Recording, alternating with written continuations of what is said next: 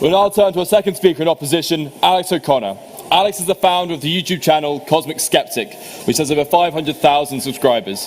He is dedicated to presenting philosophical ideas and debates about religion and morality in an accessible manner, and graduated with a degree in theology and philosophy from the other place.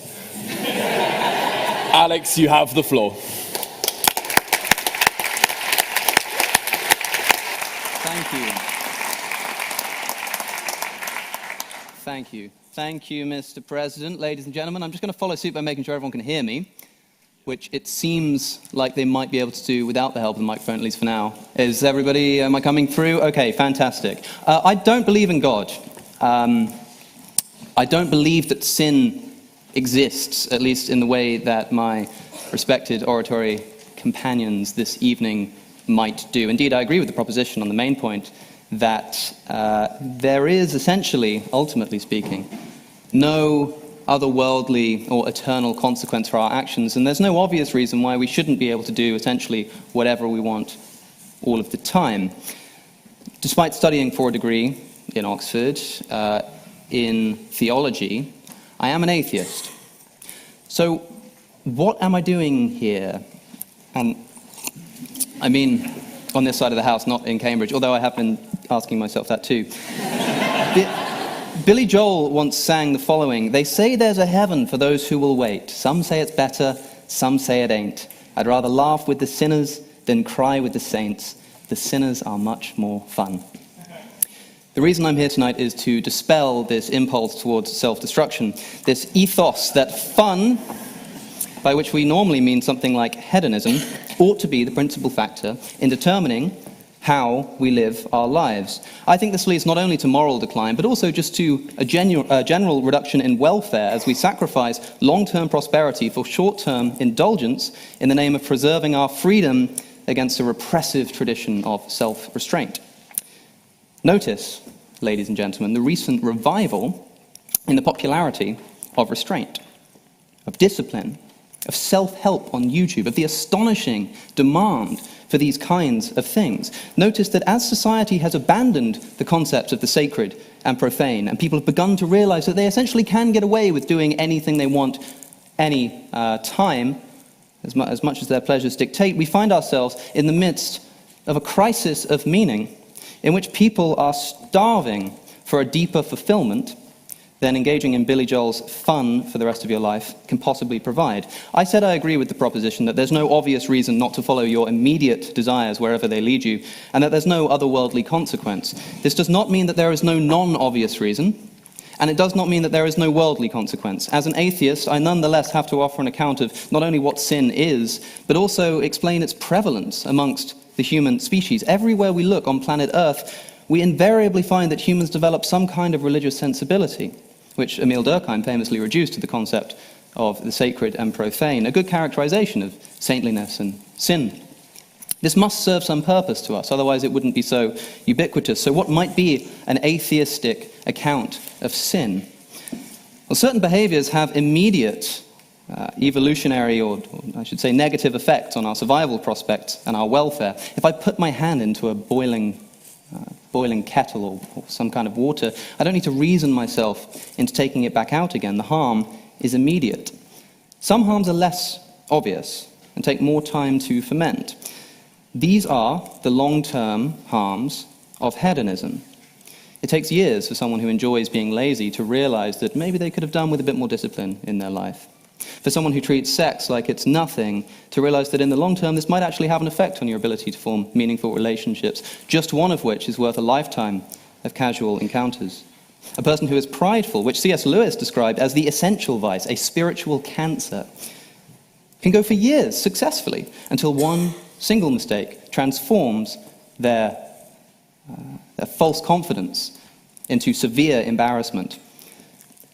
And of course, there are societal effects of these kinds of things too, as well as just the personal ones. It's these kinds of harms that I think the concept of sin evolved to protect us against. So a sin is, on my account, essentially something which is non-obviously, societally or personally, detrimental. Thus, the idea that the moral traditions of our ancestors are just some kind of restraining, outdated, ghostly force is a mistake.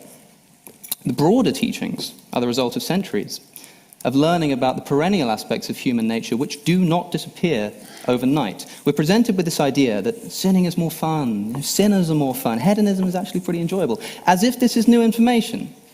As if people who refrain from these things don't know that this is the case. Of course sinning is fun. That's why people do it. Saints are not people who don't want to sin. If they didn't, then their not sinning wouldn't be commendable in the first place. Nobody needs to be talked into hedonism. The expedience of this is self-evident. It's a much harder task to convince people to ignore these compulsions and exercise restraint. How come then, whenever somebody engages on a journey of self-improvement, they cry out for a solution to hedonism, not more of it? This is not new. Often people describe a modern materialistic society, and sure, thanks to our hyper-online capitalism, materialism is far more accessible and attainable than it ever has been in the past. But that's not to say that it's any more desirable than it always has been throughout all of human history. And the results are in on this age-old experiment. Hedonism does not work. The history of philosophy paints a life of indulgence and pleasure as anathema to a life of meaning. And this was discovered just as painfully by the ancients as it is by the modern skinny fat teenager with an addiction to pornography. Non-sinners in this context are people who practice restraint against short-term indulgence for the sake of long-term prosperity. Now, in a religious context, this long-term prosperity is heaven, or union with God. I don't believe in such things, of course. But I do believe in earthly prosperity, and I do not believe that it is found at the bottom of the chalice of hedonism. What the religious claim is the authority of God, I say, is really something like the collective authority of the long history of humanity collated into scriptural and moral tradition. This is whose authority we're following. We've heard that, we're always following someone else's ethics. It's not just coming from my small mind, it's coming from the collective mind of the history of humanity. Should we be able to just decide for ourselves our ethics? Fine, it sounds good in principle, but be careful with that. Moral relativism is all well and good until it becomes relatively bad for us. Notice the irony. I won't be taking any challenges. Notice the irony in saying that you shouldn't be telling people what they shouldn't do. These injunctions, as I say, come not from me, but from the collective wisdom of humanity. Now, of course, this authority is not infallible as the religious claim of God, and so we should be careful about adhering to the specifics. But the general guiding principles are infinitely less fallible than anything anybody alive today could possibly produce. To sin, then, on my account, is not to rebel against the dictates of God, but against the collective advice of human history, which is not so much wrong as ill-advised. And advice it is, not compulsion or tyranny. The idea that moral traditions are intended to repress, I think, is grossly mistaken. We heard about freedom. No, thank you. We heard about freedom. A fascinating paradox emerges from the fact that sometimes, by restricting the options that are available to us, even if we really want to engage in them, we become not less free, but more free. A stoner may genuinely desire to smoke a blunt, and in that particular instance it might do them no harm. But if he smokes too much in life, and it's getting in the way of true self-mastery and actualization, especially if he doesn't yet realize it, then the ethical command to throw away his drugs does not just make him happier by restricting his freedom, it actually makes him more free. In the Gospel of Luke, Jesus himself implies that sin is ultimately, or to not sin, I should say, is ultimately about our own self-interest. He tells his followers, when someone invites you to a wedding feast, do not take the place of honor. For a person more distinguished than you may have been invited. If so, the host who invited both of you will come and say to you, give this person your seat. Then, humiliated, you will have to take the least important place. But when you are invited, take the lowest place, so that when your host comes, he will say to you, friend, move up to a better place, so that you will be honored in the presence of all the other guests. For those who exalt themselves will be humbled, and those who humble themselves will be exalted. What are we being told here? We're told to be humble because it will ultimately be better for us. I was told to sit there, by the way. The 7 deadly sins of Roman Catholic tradition: greed, envy, gluttony, pride, wrath, sloth, lust. These sins are not sins because they somehow offend an omnipotent being, as if that were even possible, or because humans are too free and in need of some kind of repression, but because these things themselves, whilst attractive in the short term, almost always lead us to long-term ruin. Would I rather be a sinner? Maybe in the short term. Maybe, this love letter to hedonism that we've just heard is It sounds attractive on the surface, but try living this for a while and see where it gets us. And presumably there are some sins that you'd rather not be responsible for, that you'd rather say, I'd not be that kind of sinner. I'd ask where, and more precisely, I guess, how we would draw that line. Earlier I spoke of putting my hand in boiling water. Hedonism is more like being that frog in the pot that's slowly being turned up in its temperature towards boiling, unnoticeably. The frog sees no immediate reason to jump out.